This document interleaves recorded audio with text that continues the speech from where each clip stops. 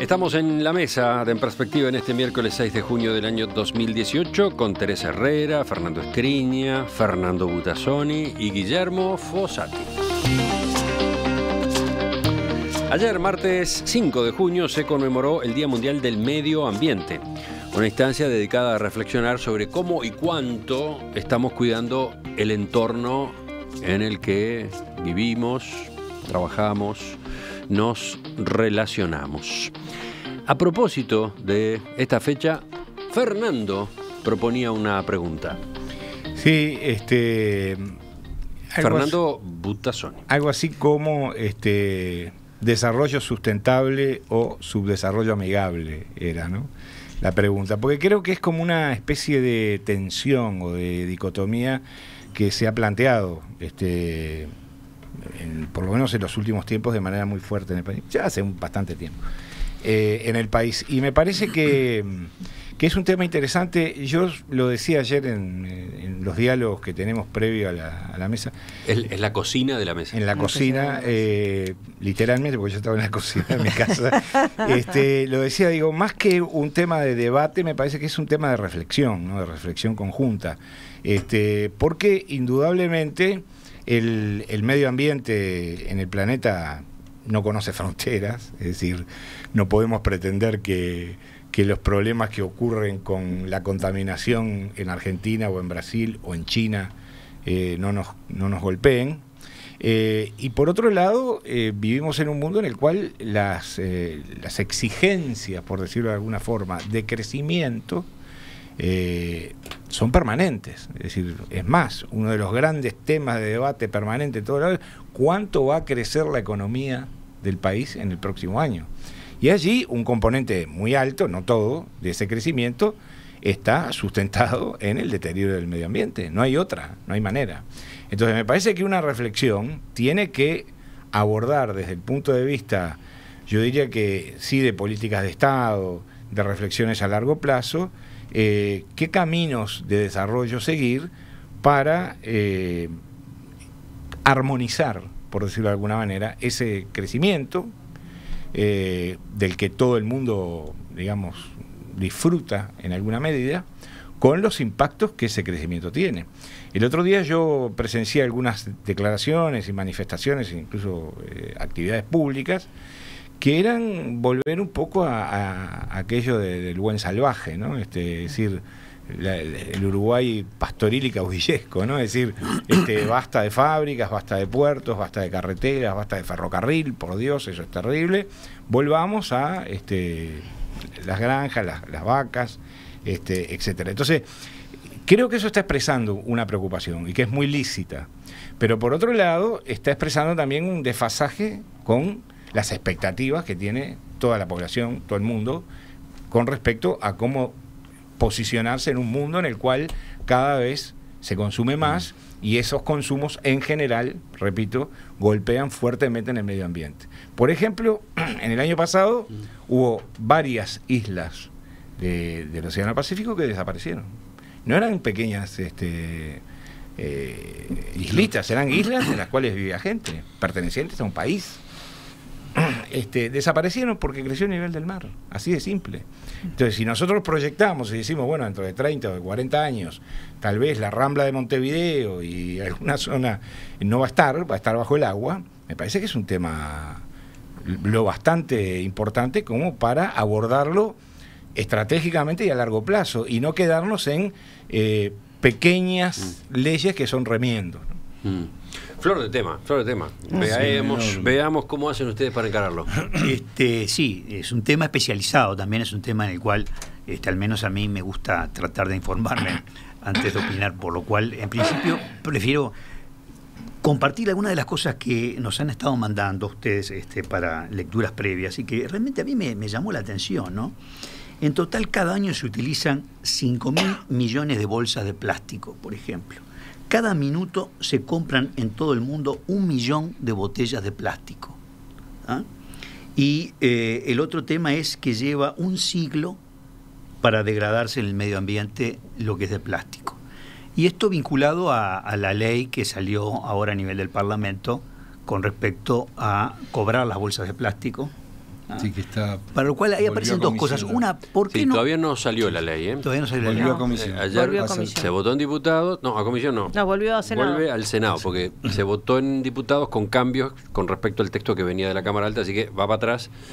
Se supone que se va a votar, sí, en el Senado, y después sí pasará al Poder Ejecutivo para su promulgación. Ahí está. Ahí hay una serie de expresiones. Uno es el sentido del cobrar la bolsa de plástico, el destino de esa recaudación, que podría ser, por ejemplo, para campañas de toma de conciencia, o sea, se puede dar buenos usos. Y después la otra pregunta es, ¿y la bolsa de papel? ¿Por qué no? Es decir, porque si tenemos conciencia claramente de que este disparate de que te lleva un siglo la degradación de todo lo que es el plástico, ¿por qué no se hace? Porque decir, bueno, te voy a cobrar la bolsa de plástico, bueno, y hacer el uso de los recursos, ¿para qué? Para decirte que no consumas bolsa de plástico. Digo, ¿por qué no hacer un tránsito hacia otro tipo? Por ejemplo, la bolsa de papel. ¿Cuál es la razón de Está esa bien. lógica? Esa pregunta la planteaban algunos oyentes. No tiene respuesta fácil. No es así como parece. No es así como parece. El papel también tiene sus costos. El papel se obtiene a partir de matar árboles. Claro, se obtiene a partir de una materia prima que viene de los árboles. No debe ser fácil, claro. Sí. Es que no hay un tema fácil. de resistencia, para qué sirve una bolsa de papel Claro. y para qué sirve una bolsa de plástico. Y por último está, digamos, la solución, entre comillas, perfecta. Ni una cosa ni la otra. Que cada uno se lleve la chismosa correspondiente y terminemos con el fervor por las bolsitas. Capaz ¿no? que es Eso de que tiene que haber siempre una bolsita para cada cosita que sacamos del supermercado, del almacén o de lo que Es sea. cierto, capaz que esa Bueno, sea- pero vamos a no dispersarnos por ahí, porque estuvimos con los oyentes enganchados en ese asunto hoy temprano y queremos después tratarlo con un poco más de seriedad. A ver, Sí. la pregunta de por qué no bolsa de papel, Sí. vamos a abordarla. Pero volvamos al eje. Yo hoy decía Volviendo. Guillermo de los aprendizajes, ¿no? Yo realmente reconozco que he aprendido mucho de la gente más joven sobre estos temas. Las preocupaciones, las campañas, el conocimiento sobre este tipo de temas que tienen las generaciones más jóvenes. Yo recién decía hoy cuando hablábamos del otro tema, los gurises cuando empezaron con el tema del cigarrillo, ¿no? Eran ellos quienes más presionaban a sus padres, a sus abuelos, a su familia para que no. Bueno, y a mí me parece que con esto también los gurises tienen mucha más conciencia de la que tenemos otras generaciones. Pero a mí me parece que hay cosas, y compartiendo la macro preocupación de Fernando Butazzoni en cuanto a qué significa en el mundo en general el problema de la contaminación. Yo que soy lo más bichero que hay, cuando veo, qué sé yo, una tortuga que se tragó una bolsa de plástico en el mar, la verdad, sinceramente, me parte el alma. Y además porque en realidad estamos atentando contra el ecosistema, contra todo.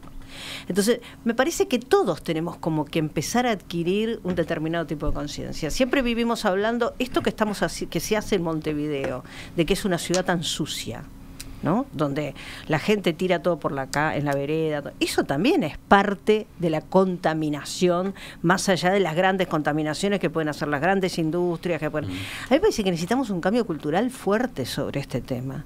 Esto que tú decís de por qué tengo que llevar 7 bolsitas del supermercado cuando por ahí puedo llevar una.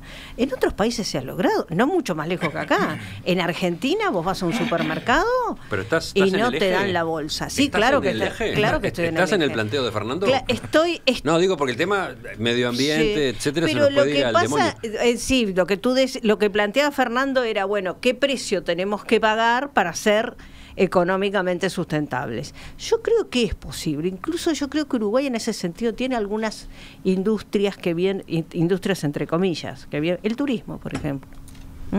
Eso, claro, también hay discusiones acerca de si nos tiran las dunas, no nos tiran las dunas, ¿no? Es decir, ese tipo. Pero a mí me parece que ahí hay una oportunidad importantísima y bien manejado de poder hacer lo que significa el Sistema Nacional de Áreas Protegidas, que no necesariamente eso implica que es todo el territorio, pero sí que hay lugares donde se conservan. Yo tuve oportunidad de hacer un trabajo para ellos hace muchos años y aprendí un montón ahí, me pareció muy interesante el planteo ese de decir, bueno, reservamos en el territorio lugares para que nuestras especies funcionen y sigan. Entonces me parece que ese tipo de cosas es la discusión en el equilibrio, ¿no? Es decir, ni estar ni volver, como decís tú, a la sociedad pastoril, ni tampoco vale todo y tiremos todo Yo por lo la incorporaría en ventana. los contenidos curriculares. No me dejas- En los contenidos curriculares de formación. Ya está. No, pero está. Sí. Yo- Pero le daría más presencia. Hay un elemento que para mí es. ¿Vas a recoger el guante de Fernando, de tu tocayo? Sí. ¿Vas por ahí? Voy por ahí.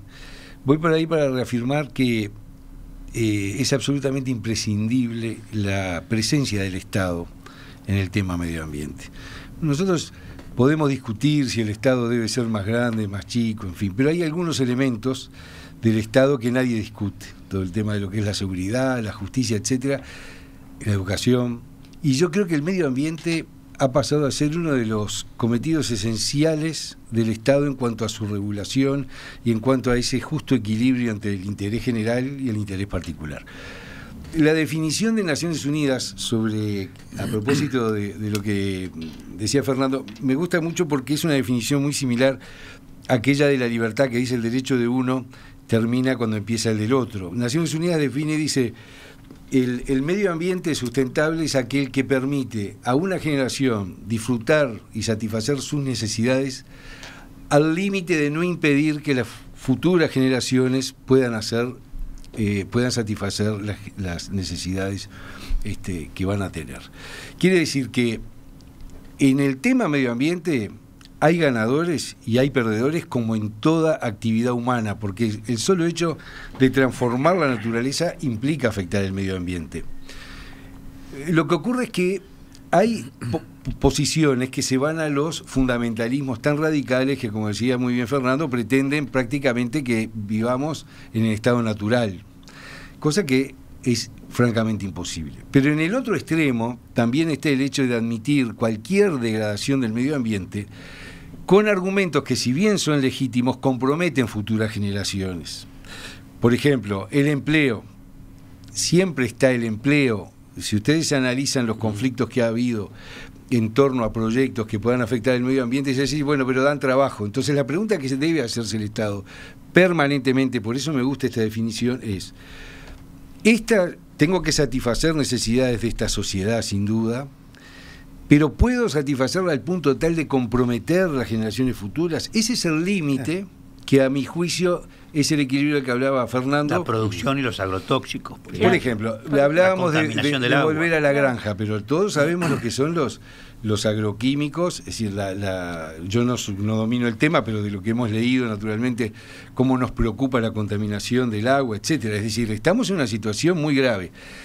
Y también subrayar que yo soy optimista en esta materia, a propósito también de lo que decía Teresa en cuanto a las generaciones más jóvenes y cómo la educación está imponiéndose, aún teniendo la paradoja que no somos una ciudadanía que conserve la limpieza de su ciudad, etcétera, pero creo que en los niños hay una semilla allí de conciencia que, bien tratada a través de la educación, como decía también Guillermo, puede dar sus frutos en el futuro, ¿no? ¿Te convencieron las respuestas, No, es que yo no- Fernando Butazzoni? Yo no tenía una idea preconcebida, es decir, yo justamente lo que proponía era reflexionar en conjunto para ver si a mí por lo menos se me abría un panorama un poco más claro. ¿Y se te abrió? No del todo, porque cada una de las cosas que dijimos, cada uno de nosotros, incluso yo mismo, pueden ser también rebatidas. Y de hecho, la realidad las va como contrastando permanentemente. Sí. Ahora hay un debate en torno a un edificio que proyectó el arquitecto Viñoly en donde está ahora el Hotel San Rafael, que también hace al tema, porque claro, justamente uno de los argumentos que planteaba el intendente de Maldonado es el de los puestos de trabajo que se van a generar. Por cierto, que con gran aquiescencia del sindicato de la construcción, que no tiene nada que ver con el intendente Antía. Ahora yo digo, ese edificio que va a generar esos puestos de trabajo, ¿no los quitará dentro de 2 generaciones o de 3 generaciones a turistas que van a dejar de ir porque la sombra de ese edificio oscurece buena parte del encanto de la península? Son preguntas más que... La playa de Pocitos después de las 3 de la tarde, ¿no? Pregunta Martín desde la audiencia, y es uno de los 1000 mensajes que han llegado. Pregunta Martín: La economía azul, la economía circular, ¿no pueden dar algunas de las respuestas que ustedes estaban buscando? Sí, creo que va por ahí. Y bueno, Claro. hace muy poco tiempo estuviste conversando aquí muy con... interesante. Gunter Pauli es muy claro Que ya estuvo en otra el oportunidad. tipo de políticas que impulsa, en el tipo de proyectos que impulsa, que además no son teoría, después se llevan a la práctica y muchos de ellos están en ejecución, ¿no? Son tendencias Estado, sobre las cuales queremos seguir trabajando en el programa y en la radio, ¿no? Insisto en la presencia del Estado estimulando permanentemente ese equilibrio. Porque si no lo hace el Estado, el particular no lo va a hacer. Por supuesto. El cambio de la matriz energética que ha hecho Uruguay va en ese sentido. Sí, sí. Más allá de que nos enoje que no nos hayan bajado la luz, a pesar de eso. Pero sin duda yo creo que, y siempre lo reivindico como uno de los mejores logros que se han hecho en los últimos años. La proporción ¿no? de generación de energía eólica. Pero ha cambiado sustancialmente. La eólica, la solar, esta de la basura, digo, es decir, realmente eso ha sido Incluso un el cambio de matriz fue parte de una política de Estado también. Exactamente. Waldemar, uno de nuestros oyentes, cuenta, en este momento hay un grupo de escolares limpiando la playa Pocitos. Ahí está el futuro. Hablando de botijas de jóvenes, ha habido varias iniciativas en estas horas. El oyente mencionaba lo de Playa Pocitos en este momento. Ayer la plaza de los bomberos se vio invadida al mediodía por 800 alumnos del Instituto Juan 23. Concretamente era el Día Mundial de Medio Ambiente. 400 hicieron lo peor, ¿no? Taparon de basura el lugar y otros 400 a continuación limpiaron. La actividad formó parte de la campaña Proyecto Resuena, que busca fomentar prácticas de clasificación de residuos en los alumnos, una campaña por la cual generan 200 kilos menos de residuos que van a disposición final. Ahí anduvieron con escobas y tachos de colores, juntando todo tipo de residuos que habían sido tirados arbitrariamente al suelo, sorprendió a decenas de personas que pasaban por el lugar, etcétera. Tenemos que generar hábitos todos los días, dijo el coordinador de esa iniciativa, Antonio Carvalho, hablando con el diario El País. Sobre eso, 30 segundos. Yo vivo enfrente a la Plaza de los Bomberos. Por lo tanto, veo ese lugar, esa explanada del Banco República, de la sucursal del Banco República, y la plaza en la noche tarde, en la mañana temprana, porque yo madrugo mucho, y cómo va avanzando. Se limpia todos los días, se limpia además con manguera, es decir, pasa un camión con unas mangueras como de bomberos y funcionarios que la dejan impecable, a la madrugada. A las 8 de la mañana está impecable, al mediodía está completamente llena de distintos tipos de basura. Eso es la gente, somos nosotros. Lo mismo ocurre con las playas, ¿no?